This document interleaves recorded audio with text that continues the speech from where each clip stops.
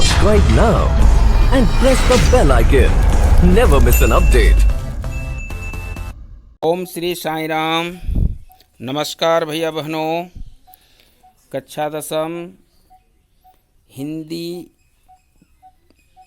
का जो यूट्यूब के माध्यम से दूसरा भाग पढ़ने जा रहे हैं, सुर के पद।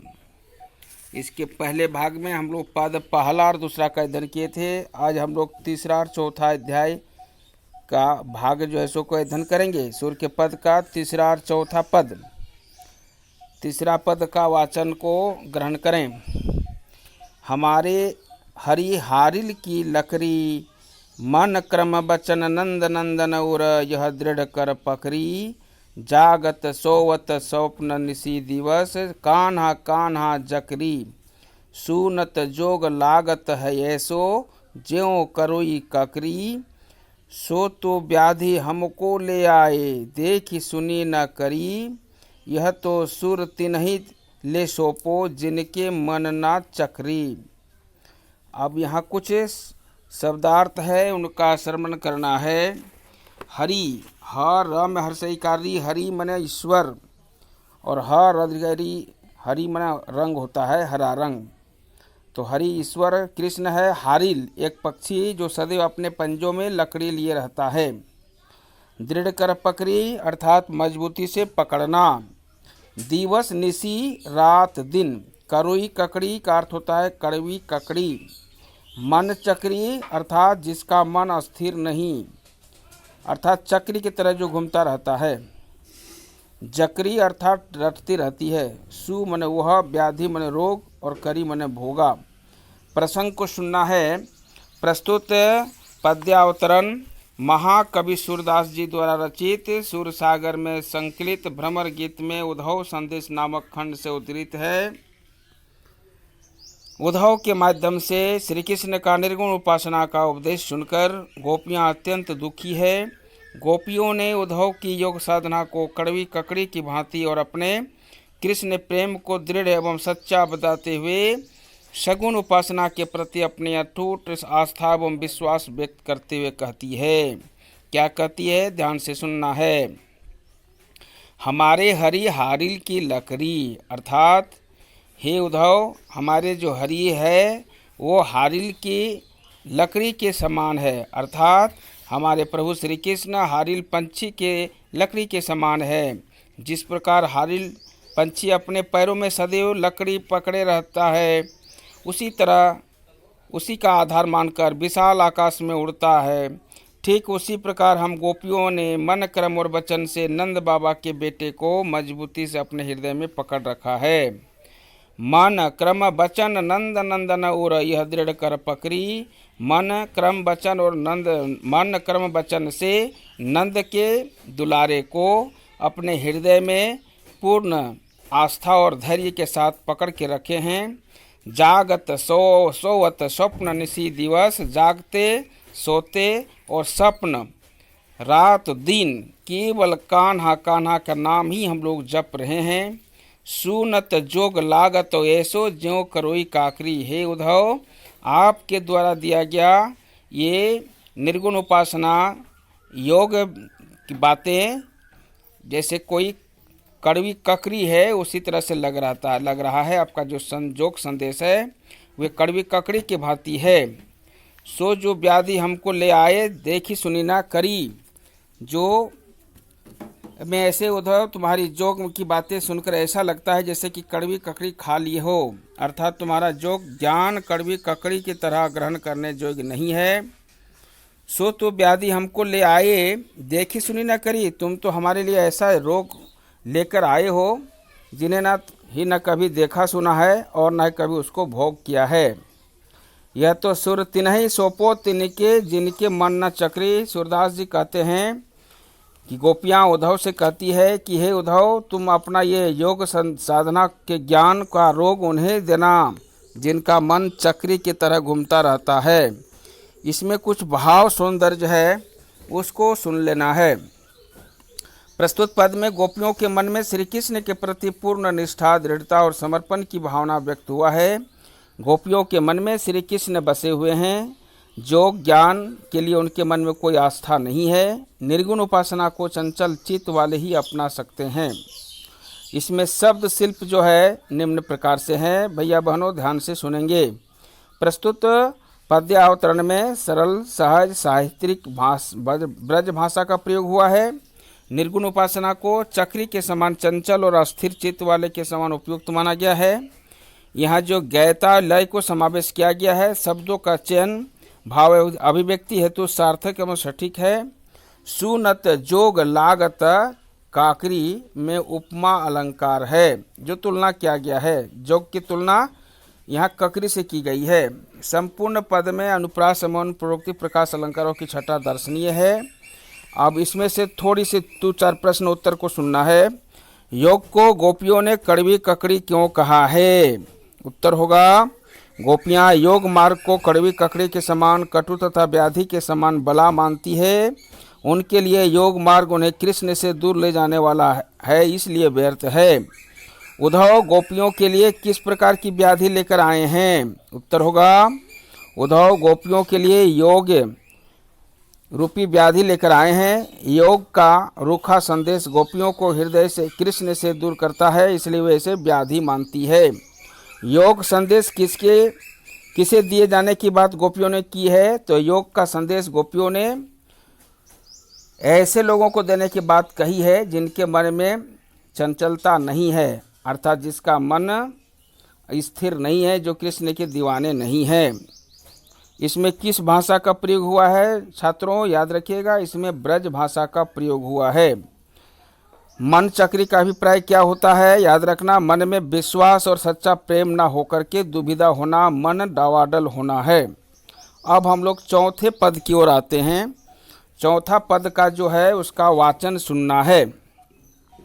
हरि है राजनीति पढ़ी आए, समुझी बात कहत मधुकर के, समाचार सब पाए, एक अति चतुर हुते पहले ही, अब गुरु ग्रंथ पढ़ाए।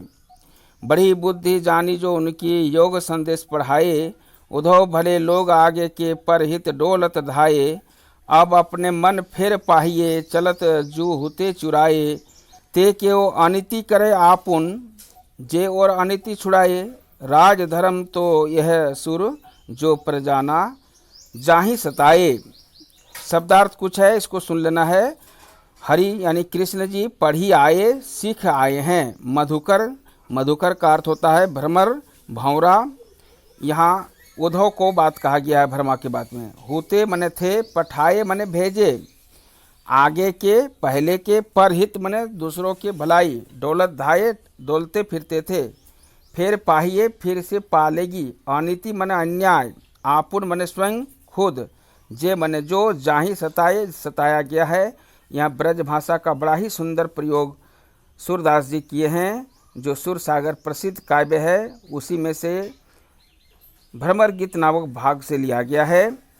भावार्थ है, गोपियाँ उद्धव से कहती है, उद्धव लगता है श्री कृष्ण राजनीति पढ़ के आए हैं। हरि है राजनीति पढ़ी आए, अर्थात श्री कृष्ण जी राजनीति पढ़ के आए हैं। समूझी बात कहत मधुकर के, समाचार सब पाए। अरे भंवरे, अरे उद्धव, मैं तो तुम्हें या तुम्हारी बातें सुनते ही समझ गई कि दाल में कुछ काला है। हम सब समाचार ना जान पाई, हम कृष्ण की छली भली राजनीति समझ गई है। एक अति चतुर हुई पहले ही, अब गुरु ग्रंथ पढ़ाए। अरे भंवरे, एक तो तुम पहले ही चतुर चालाक थे, अब तुमने अपने गुरु कृष्ण से राजनीति के ग्रंथ को भी पढ़ के आए हो।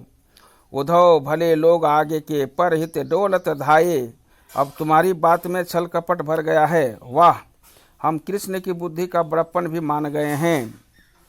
अब अपने मन फिर पाइए, चलत जू होते चुराइए।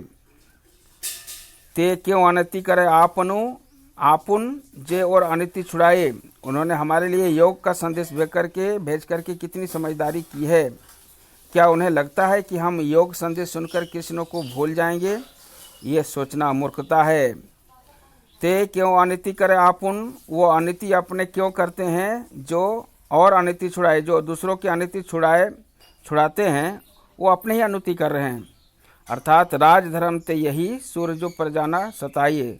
राजा का धर्म यही कहता है, सूरदास जी कहते हैं राजा का धर्म यही है जो प्रजा को किसी प्रकार से सताना नहीं चाहिए।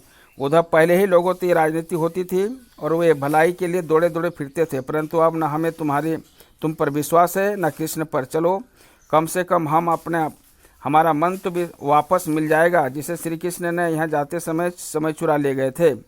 परंतु हम ये समझ नहीं आता कि जो कृष्ण औरों का अन्याय से बचाते रहे वे स्वयं हम पर अन्याय क्यों कर रहे हैं।